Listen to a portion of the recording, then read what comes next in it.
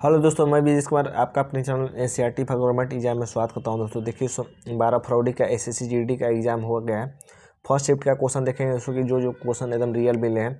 20 question आपके exam में पूछा जा रहा है दोस्तों। तो ज़्यादा से ज़्यादा तो जो मिले हैं 12 से 15 क्वेश्चन उसको इस वीडियो में देखेंगे, ठीक ना। तो चलिए दोस्तों स्टार्ट करते हैं बिना देरी के हुए। और दोस्तों अगर इसका पीडीएफ आप लेना चाहते हैं तो टेलीग्राम से जुड़ जाइए दोस्तों। वहाँ पर पीडीएफ मैं डाल देता हूँ पूरा, वहाँ से आप डाउनलोड कर पढ़ सकते हैं, ठीक ना।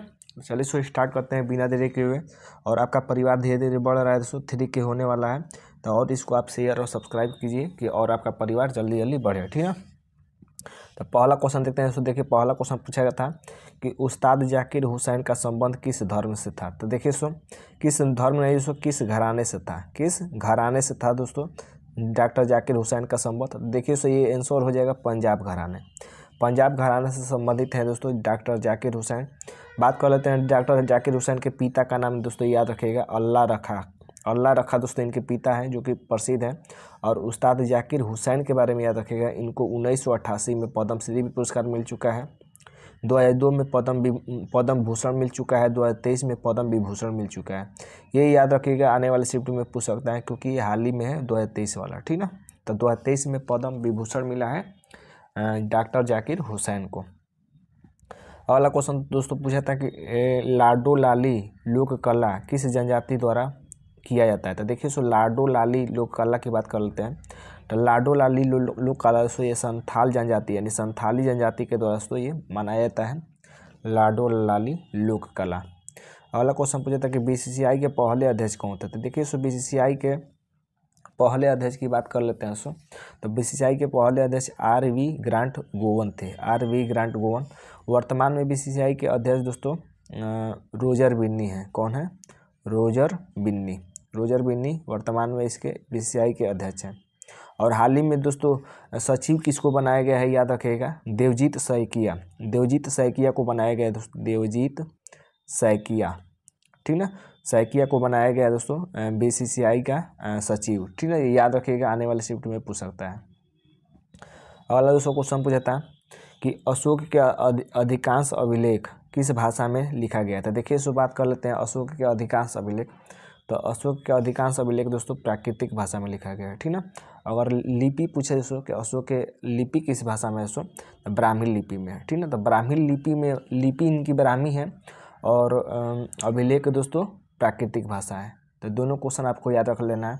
अशोक के बारे में बात कर लेते हैं दोस्तों। तो देखिए दोस्तों कलिंग युद्ध किसने लड़ा था दोस्तों, तो ये अशोक ने ही लड़ा था। नरसंहार देखकर दोस्तों छोड़ दिया। और अशोक के बारे में याद रखते हैं दोस्तों। तो सबसे पहले याद कर लीजिएगा चंद्रगुप्त मौर्य को। चंद्रगुप्त मौर्य के बेटे का क्या नाम था दोस्तों, बिंदुसार था।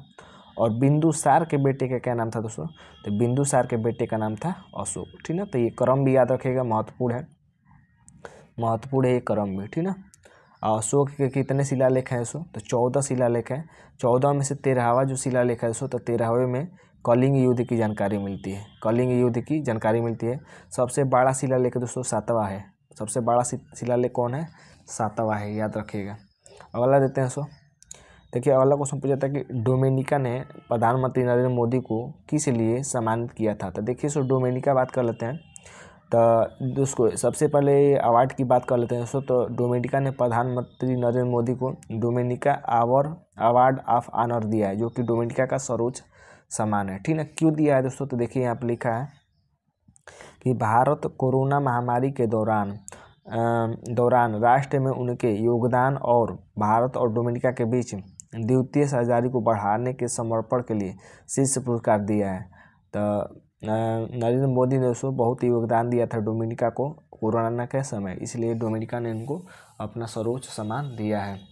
अगला क्वेश्चन पूछा था दोस्तों कि भारत के किस पड़ोसी देश में बाल मृत्यु दर ज़्यादा है। तो देखिए सो कम पूछा था तो कम तो नहीं मिल पाया। अगर श्रीलंका ऑप्शन में दिया होगा तो श्रीलंका हो सकता है, ठीक ना। मैंने यहाँ पर ज़्यादा लिखा है दोस्तों कि ज़्यादा मृत्यु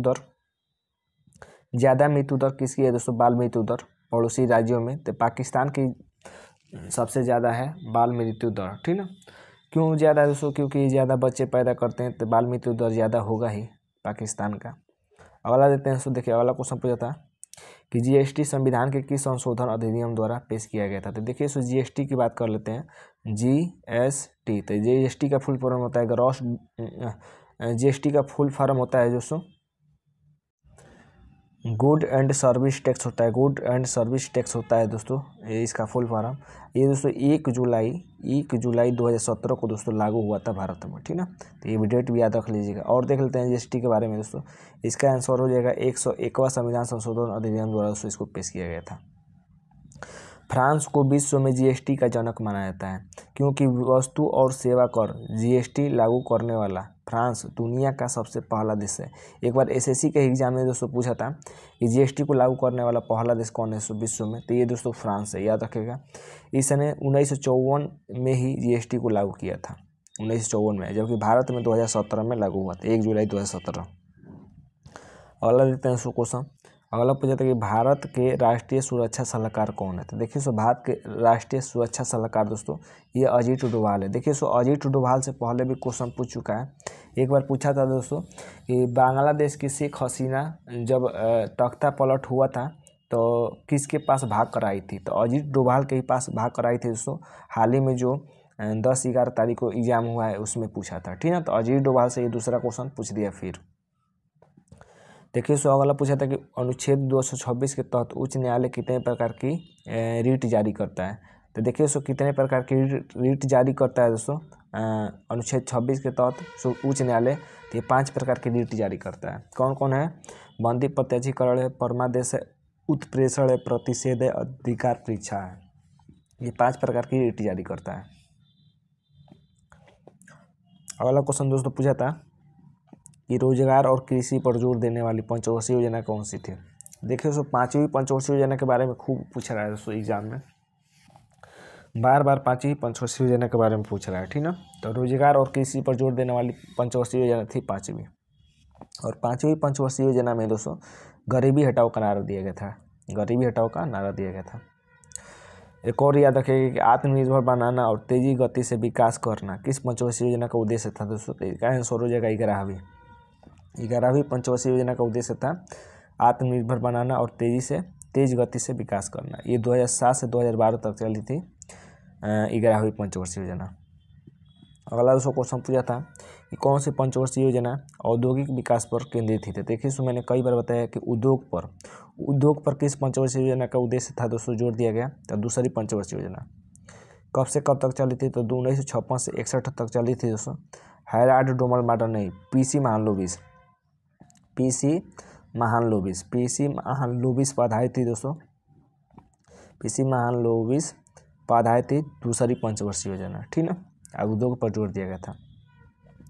अगला क्वेश्चन पूछा है कि 2023 में महात्मा गांधी की कौन सी जयंती मनाई गई थी। देखिए 154वीं जयंती मनाई गई है दोस्तों 2023 में महात्मा गांधी की। इनका जन्म कब हुआ था, जन्म स्थान कहाँ है दोस्तों, तो पोरबंदर में इनका जन्म हुआ था महात्मा गांधी का। और कांग्रेस के अध्यक्ष कब बने थे, तो बेलगांव 1924 के अधिवेशन में कांग्रेस के अध्यक्ष बने थे। इनके राजनीतिक गुरु का नाम था दोस्तों गोपाल कृष्ण गोखले।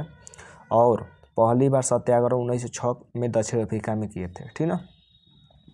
रविन्द्रनाथ टैगोर ने दोस्तों गांधी जी को महात्मा की उपाधि दी थी और राष्ट्रपिता की उपाधि सुभाष चंद्र बोस ने दी थी। तो ये भी पॉइंट याद रख लीजिएगा आने वाले शिफ्ट के लिए। अगला देखिए क्वेश्चन पूछा था दोस्तों कि 2011 की जनगणना के अनुसार किस आयु के लोगों की साक्षर माना गया है। तो देखिए 2011 की जनगणना के अनुसार 7 वर्ष से ऊपर की आयु के लोगों को साक्षर माना गया है, ठीक ना। तो 2011 की जनगणना से खूब पूछ रहा है दोस्तों एग्जाम में, ठीक ना। तो याद रखिएगा 2011 के बारे में।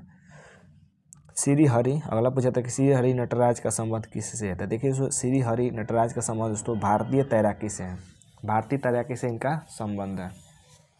तो ये थे दोस्तों हमारे फर्स्ट शिफ्ट के क्वेश्चन 12 फरवरी की। उम्मीद करते हैं कि वीडियो अच्छा लगा है दोस्तों। वीडियो अच्छा लगा है तो चैनल को लाइक सब्सक्राइब जरूर करिएगा। आज के लिए बस इतना ही दोस्तों, धन्यवाद दोस्तों।